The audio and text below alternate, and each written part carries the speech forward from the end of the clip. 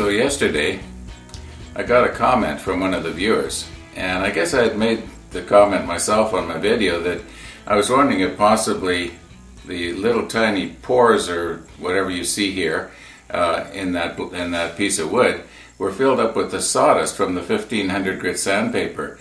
And he made the suggestion, he says, well, why don't you just blow them off with compressed air? And once again, I had thought of that but didn't do it. Anyway, that's what we're going to do. We're going to try and blow this off with compressed air, and I'm going to scrub it a little bit with my toothbrush here and see if we can get the little tubes or whatever, cleared out, if it's sawdust. Now, I'll tell you right now, I don't think it is.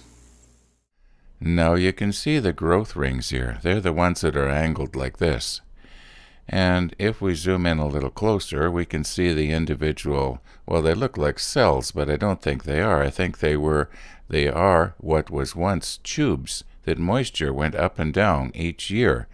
Anyway, I don't want to get into a bunch of stuff that I don't really know too much about. I'm not a tree doctor, but I do think that at one time moisture did go up and down, or up at least, those tubes, what looks like tubes. Once again, I have my macro lens on, and I moved in as absolutely close as I can get and still stay in focus. Well, here we go. This loud sound is probably going to throw my audio equipment for a loop, but anyway, see what happens here.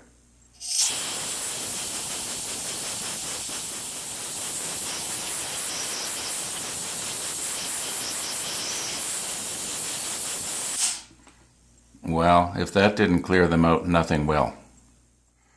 Now, I know I've mentioned this before, but I edit these videos out as I go along.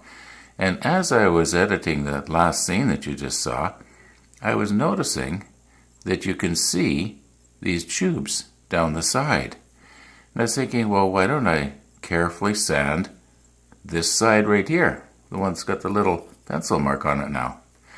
Anyway, I think that's what I'm going to do, and then it'll be sort of like being able to see down those tubes, because you'll be able to see what's in them. Now you can't help but notice that over there I've got a corking big glue up going on. Well, what that's going to be is the continuation of the log series, if I ever get at it. Anyway, what I've got here is 400, 600, 1000, and 1500 grit.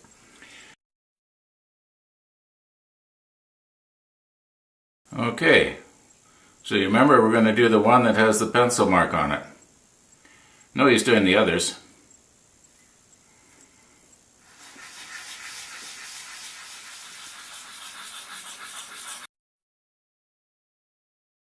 You see a little mark right there? Now, I didn't see that before, but once I started to sand it down, I could see it. Mind you, the rest is probably okay. Well, maybe I better go one more time pass here. It's possible that I should have maybe started out with a coarser sandpaper. Maybe 220 would have been better to start out with. See what we got here now. That's getting it down. Well, we'll be able to look at the center area anyway. That'll be sanded really smooth. Okay, now for the 600. Okay, 1000. I can see the sawdust in the air. Better get my air cleaner going here. And 1500. I think that's pretty good.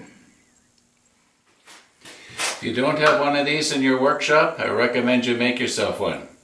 Great thing to have.